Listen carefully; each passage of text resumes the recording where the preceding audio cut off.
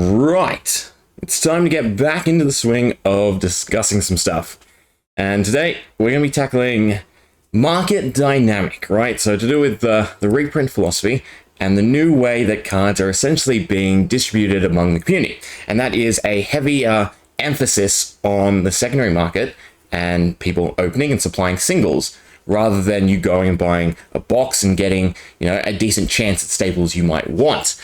And this is going to be a interesting topic, I think, because I'm curious where you sit, for instance, because it could be very divisive. One, it's good in the aspect that they're incentivizing people to sell singles, but it is also causing quite the constraint, right? Because it's not LSS asking secondary card sellers to do their job, right? It's them forcing them to now supply the market with the singles, because opening boxes is probably at the worst it has ever been in Flesh and Blood. And that is saying something, because it has never been great to open a box of Flesh and Blood to sift for value, to sift for cards. It has always been significantly better than any other card game, to my knowledge, to just buy singles of Flesh and Blood. Right, so despite this, we want single card resellers to invest in a FaB inventory to prosper from their investment and the service they provide to the FaB community. Despite that being a great tagline, have they gone a bit overboard? So in order to think about this a bit better, we need to look at the odds, right? So for instance, we have the expansion slot Majestics, of which there are 12, at a rate of 1 in 15, meaning it's 180 packs to theoretically get a set, right? Not a play set, so not 3 of a kind, not 2 of a kind for Blitz, but to get a single copy of each. Of course, that's factoring in that you don't actually get duplicates, which is something we'll get to, right? And then we have the inset Majestics at 1 in 4, so that's the usual. They have been cut down, so Dusk Till Dawn was 56, but included the quote-unquote expansion slot Majestics. So this is also at a rate of around 180. I think it's 184. But what that means is roughly in 8 boxes or 2 cases, you would theoretically be able to find a full set of every single Majestic, right? So that is now, in a sense, the number to open, right? So we can then triple it, because Classic Constructed is still the go-to format for most people. It is the more competitive format, the more supported format. So for Classic Constructed, you want 3 of a kind, right? So a full playset is 3 copies. If it's taking us 8 boxes to get a single set, well, it's now taking us 24 boxes or 6 cases to get a play set of Majestics. Okay, so that is horrible odds. And the reason it's horrible odds is because this expansion slot is now independent of the inset Majestics. So for instance, in Dusk Till Dawn, your Majestics are still at the same rate, right? So it's roughly going to take you similar odds to find your sets of Majestics, but that's fine, because you have a better chance of not finding duplicates to a sense, to a degree. But with Bright Lights, because they're now independent, well, you have to check off both tables, so to speak, in order to fulfill those playsets, meaning that the odds for mass box openers have now been decreased, right? The chance for them to get non-duplicates is now worse off, right? So it's already bad in Dusk Till Dawn for the average player, the average consumer, to open boxes to sift for cards. Now in Bright Lights, it is even worse for that player, and now it is bad for the mass box opener.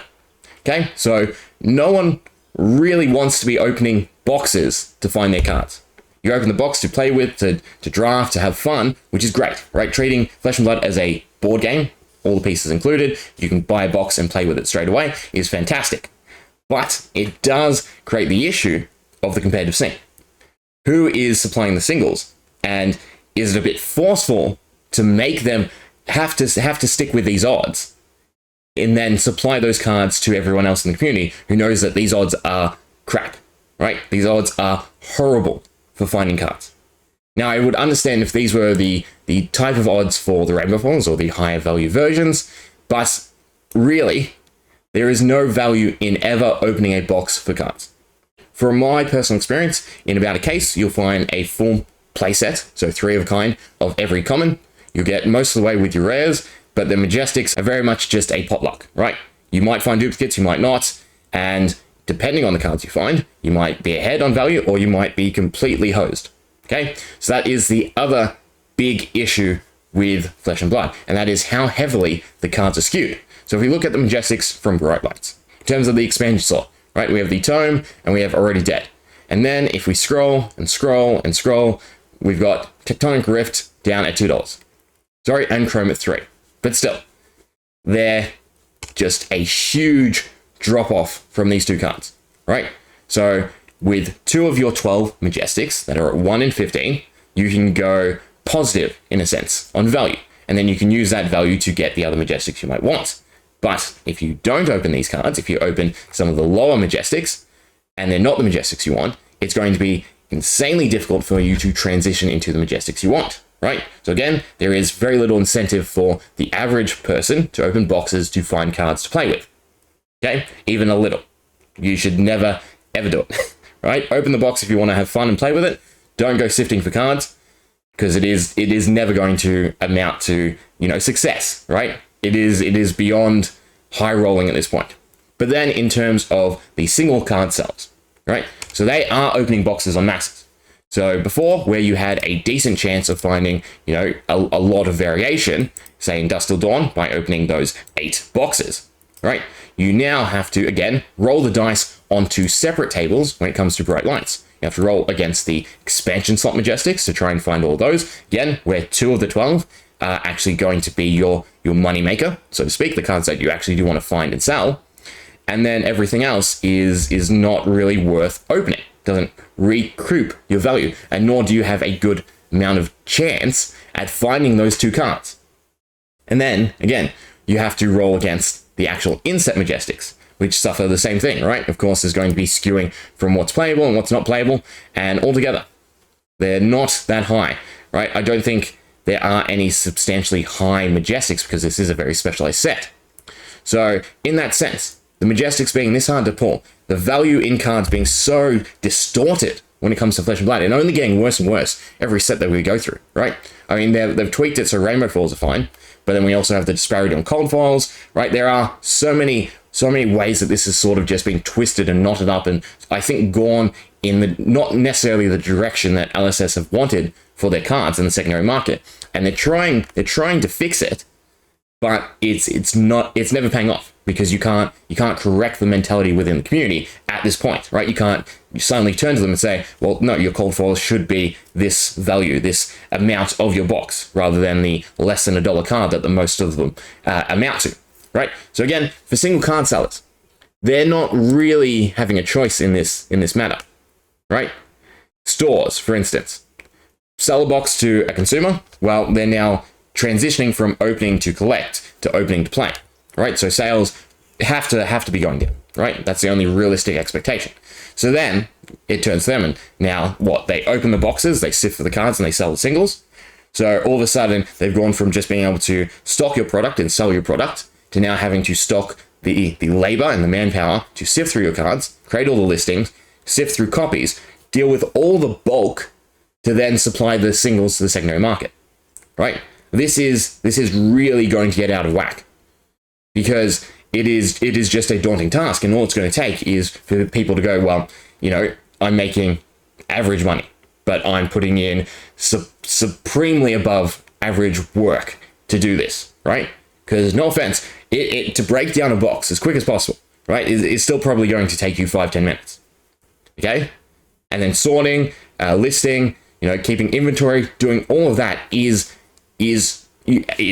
of no benefit at this point, right? Because there are no substantial cards where you're going to go extremely positive to make up for all that, right? To make up for all the other costs that come with running a business. Even an online store, even someone doing it in their own time, well, they have to devote their time to, again, breaking down the product, sifting through cards, creating the listings. And I don't know, personally, if I think this is the right direction, right? I like this idea. The idea of really emphasizing to the community to support itself, right? To make it self-sufficient. We give you the product, and then you control the secondary market to the best of your ability, I should say, because obviously they do have still the majority of control, because they decide what is worth printing. But overall, they are making it harder and harder for these people, because they are really trying to draw that line in the sand and emphasize that if you are a player, these boxes are to be played with. If you are a collector, you need to turn to someone who is opening these boxes en masse. And I feel at that point in time, right, the packaging is going to become the issue. For drafting, it makes sense, obviously. But again, this is a rubbish disposal business to some degree at this point, right? We all have a plethora of bulk that just sits, right? And you can imagine how worse it is for the people who do supply the single cards to the market, right? How much they have to sift through, how much cards are actually dead weight because they are not worth anything, right? There are a fair few Majestics that you'll probably keep and list because people will want playsets at some point, but they are still not worth the hassle. And altogether, the expansion slot is a great idea, but I don't think it shouldn't add this extra layer of variability, right? Because it's just making it harder. It is technically its own rarity because of this distinction, right? It has its own rates. It has its own card pool, right? It is a separate rarity, making it, again, harder. We now have Fables, Legendaries, Majestics expansion slot, rares, commons, right? Throw in the foils, throw in the cold foils, throw in the extended arts. And despite the look, the amount of variation we have across rarities is insane when you look at any other card game. Yes, MTG has obnoxious amounts of the same card variants, but, right, at least their rarities are somewhat on point. With this, there's only one product. Everyone has to play the same odds. Everyone has to deal with the same degree of bulk to accommodate drafting and playing with the box and the product. That they don't work well, right? Having the same product that consumers are meant to use to supply the single card market and play with doesn't work because, again, those are two different facets that should have, to some degree, their own rarity, pull rates, and variables, right? To make sure that the product is tailored to that design. If we continue with this trend of sets, if we continue with specialized sets, even if they go back to a couple classes, but still, to some degree specialized, it's still going to run into this issue, right? You've already segmented the desire for cards, right? Bright lights. The majority of people want mech. The cards that are performing well are because they're for highly popular classes, right? Assassin, I'm pretty sure, has been significantly popular since it was released because it is, a cool trope. And then Illusionist is like the favored child of LSS.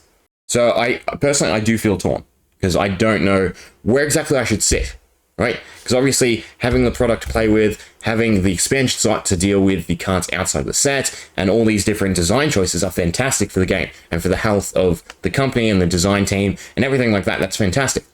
But in line with this model, I feel like they are forcing it upon everyone.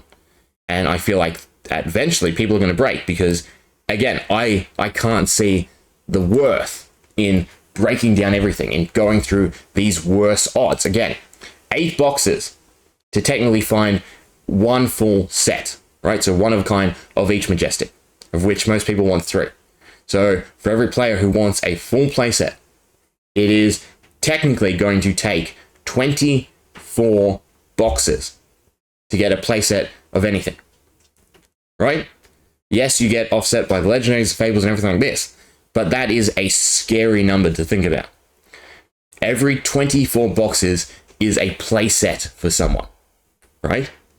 That is a huge price tag on distributing the singles. So I don't know. What do you think?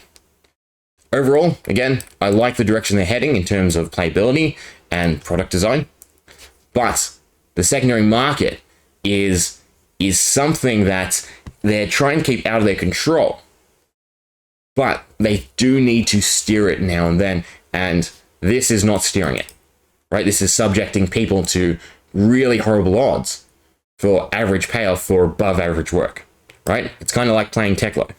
You do in all the work to put your evos on, and you just get out-tempoed because you're doing everything for average payoff. Let me know your thoughts. See ya.